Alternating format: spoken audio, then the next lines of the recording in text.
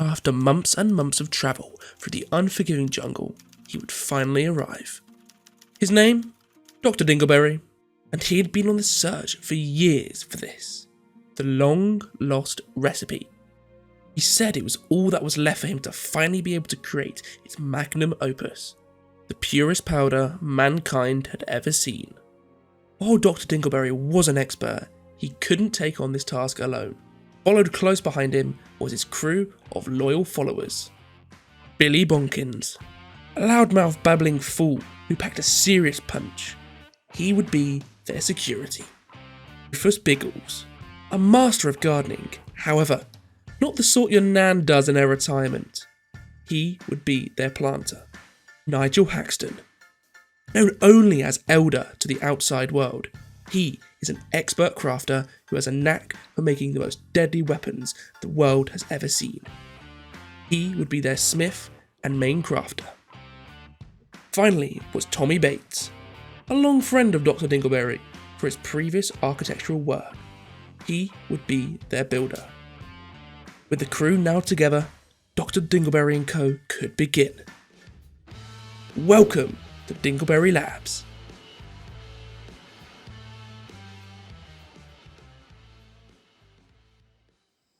The first thing Dr. Dingleberry and Co. needed was shelter. They smashed their way in and were met by 6 sarcophagi. Well, that is what they thought until one of them had the brilliant idea to open them, and out popped 5 people. 4 of them seemed to be friendly, but the one who wasn't was quickly dealt with. Were these government spies? Rival gang members? Nobody knew. And it was irrelevant anyway, as Dingleberry set them straight and they joined his crew. There definitely was a little joining friction though, but nothing that would cause any hard feelings.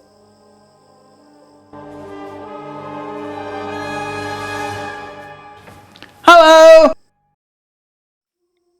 With that out of the way, the crew got down to setting up some of the basics. They laid out plans for a butcher's block, a meat rack, and some wooden storage.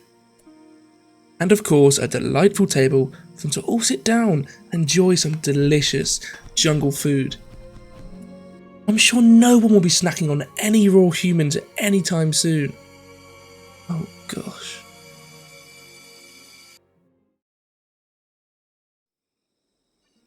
The first night coming to an end, some plans were laid out for the growing zones. These would be pivotal, as both smoke leaf and psychoid would be grown here. Both of these were vital ingredients needed for Dr. Dingleberry to successfully produce his formula. Alongside this, some hill root and corn were grown, because health before wealth, but that wasn't the main point. We needed that psychoid. Even though it was late in the night, Dr. Dingleberry was so excited that he got straight into working on the fields. What a happy chappy. Nothing could go wrong here at Dingleberry Labs. And with that, it marked the end of the first night in the jungle.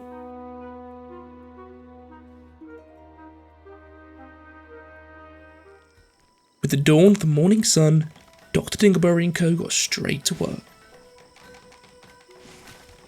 They finished off the log table and stumps, and then moved on to tending to the fields.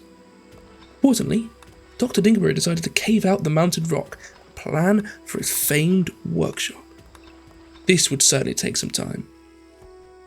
In the meantime though, the crew decided it was time to officially name their settlement. Came up with a great name, Dingleberry Labs. So far though, it wasn't much of a lab, but be patient dear viewer, Christopher Fring didn't build his lab in just a day, did he?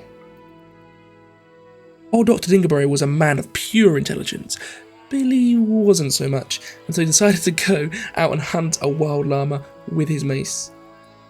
This actually ended up being an important food source for us, as food was scarce at the base. This prompted the crew to grow some berries right outside their front door. With medieval Overhaul's rustic furniture having now been unlocked, the crew needed straw to make the relatively comfy straw beds. They therefore built some hay racks and set them up ready to go.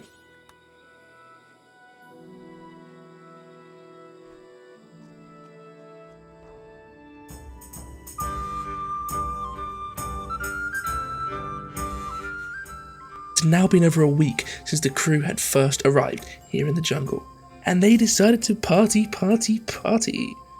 It did, however, look more like an elementary school disco than any sort of real party, but hey, it's the thought that counts, guys. With the party now out of the way, the crew decided to go on an elephant hunt to both celebrate and to try and alter the fact that they were on the brink of starvation. I personally blame Dr. Dingleberry. With the beast now butchered and basic agriculture unlocked, food would surely no longer be an issue here at Dingleberry Labs. The crew got straight to work in tilling the soil so their crops could grow faster. Progress was being made in the labs, with the cave almost fully dug out and the fields being tilled. Things were looking sweet.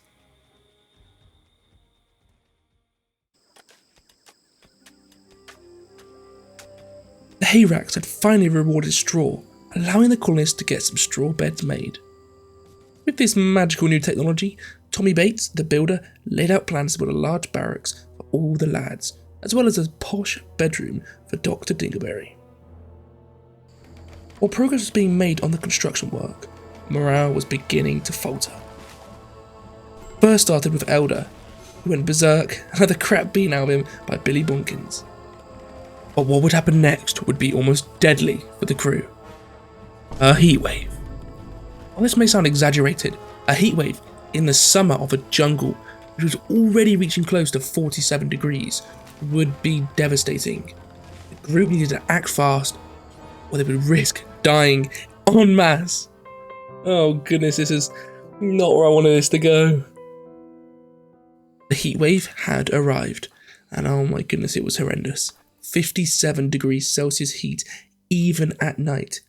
It was genuinely deadly. Dr. Dingleberry and co worked on passive coolers quickly so they could at least survive inside. However, this didn't stop over half of the colony being incapacitated by the extreme temperatures.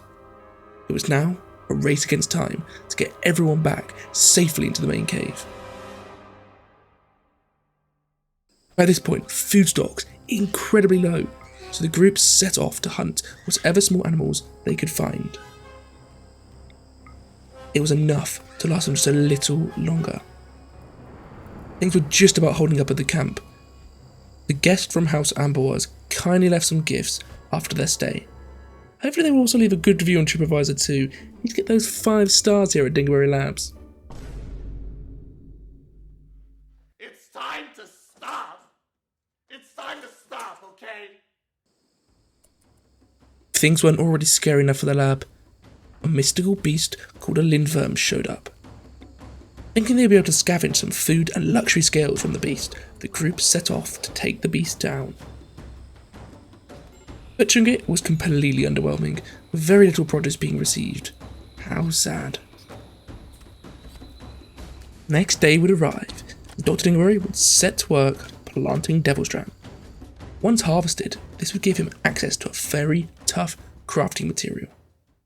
Next day would roll on by, marking over a month out here in the jungle.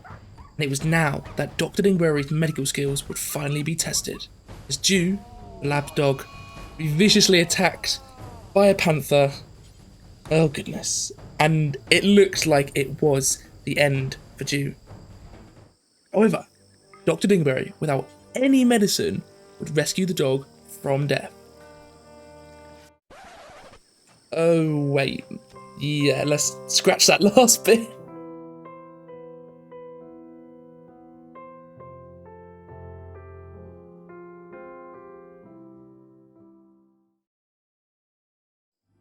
Things were finally on the up for Dingleberry Labs.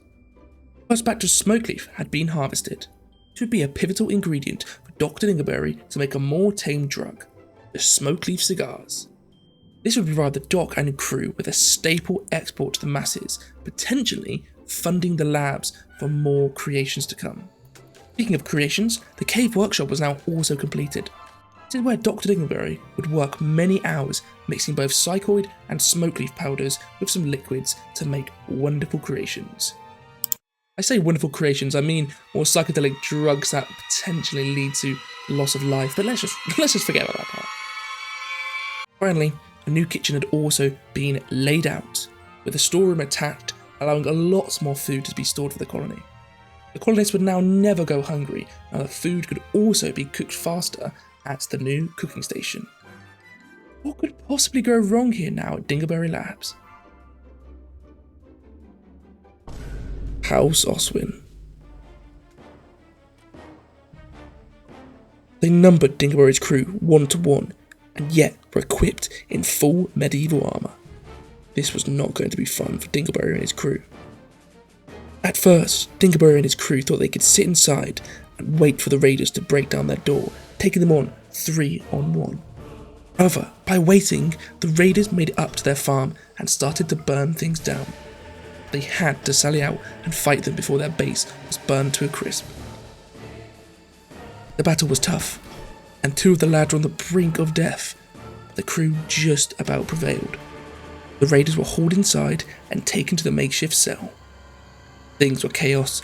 Lab members were bleeding out on the floor, prisoners were dying from their wounds, there was a mad chinchilla scaring the group. This was a nightmare unfolding. By this point, the whole colony was starving, and the only food left? The dead prisoners.